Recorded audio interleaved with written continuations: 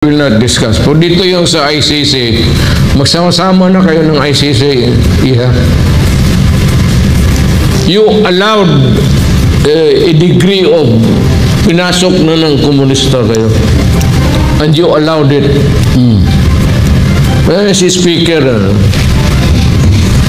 siya yan. So, ang Presidente, mga Filipino people, subukan ninyo si Romualdez, ng pinsan ni Marcos, na anak ni Senior Marcos.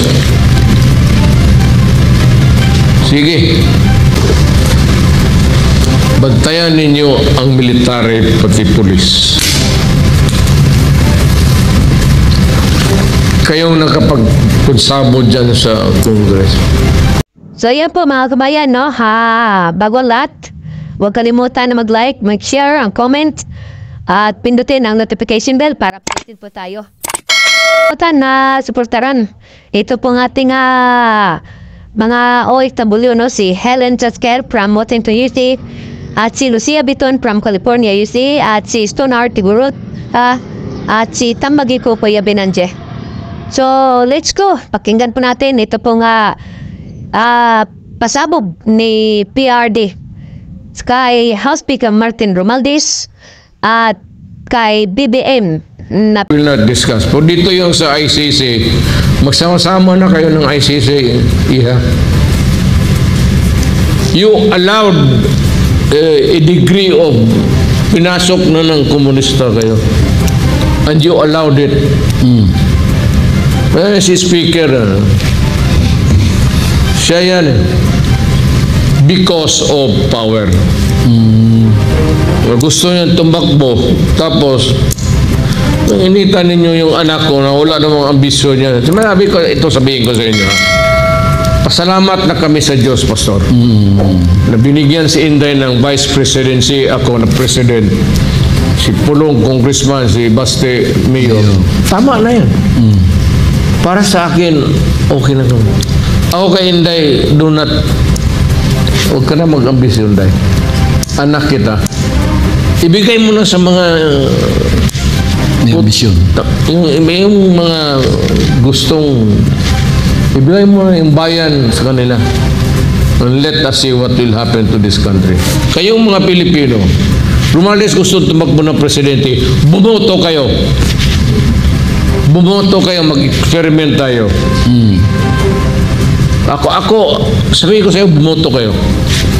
Ikaw, Romualdez, wag ka na, ako na magkampanya sa'yo. Ngayon na, gusto mong presidente, mga Filipino people, subukan ninyo si Romualdez, ng pinsan ni Marcos, na anak ni Senior Marcos. Sige. Butuan na ninyo. Huwag ka na magkampanya, Speaker. Ako na mismo ang nagsasabi sa Pilipino, butuin ka. Ngayon,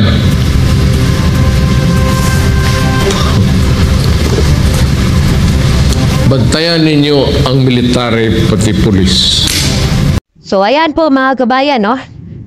Yung pong nagko-comment sa mga video po natin na ako daw ay gumagawa ng sariling kwento. Ayun na po, no?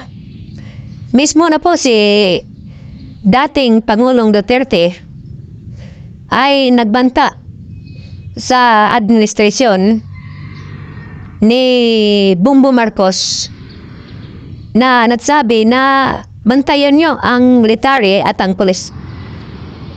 So sa makatuwid, pinabayaan na niya at binigay na niya sa military ito pong pangyayari ngayon sa administrasyon ng ating presidente na si Bongbong Marcos.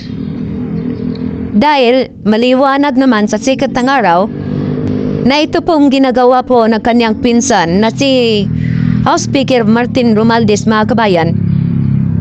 Ito pong klaseng tao na ito ay nakipagkonsabo sa terorista.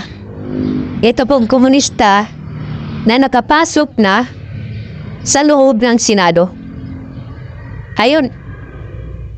So ngayon, patuloy po natin pakinggan ang mga pasabog ni dating Pangulong Duterte this year 2024. At huwag ka na mag-ambisyon, Day. Anak kita. Ibigay mo na sa mga May ambisyon. yung mga gustong ibigay mo na yung bayan sa kanila. And let us see what will happen to this country.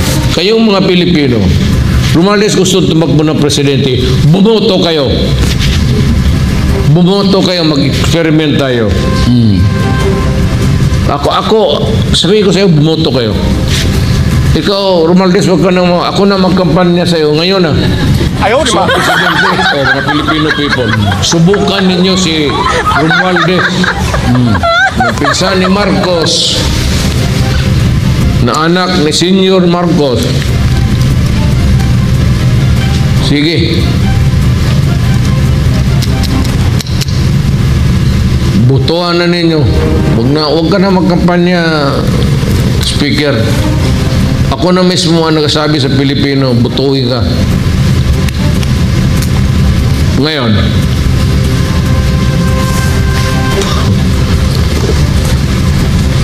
bantayan ninyo ang military pati pulis. Kayong nakapagkunsabo dyan sa Congress. Hindi ko kayo tinatakot. Pero bantayan ninyo ang military pati pulis. Ang sakit ng puso niya. Ilan ang namatay na pinatay ninyo pulis pati militar. So yun ang ano mo Mayor, yun ang sinasabi mo na the sentiments of the police, the military that have been killed in this insurgency war.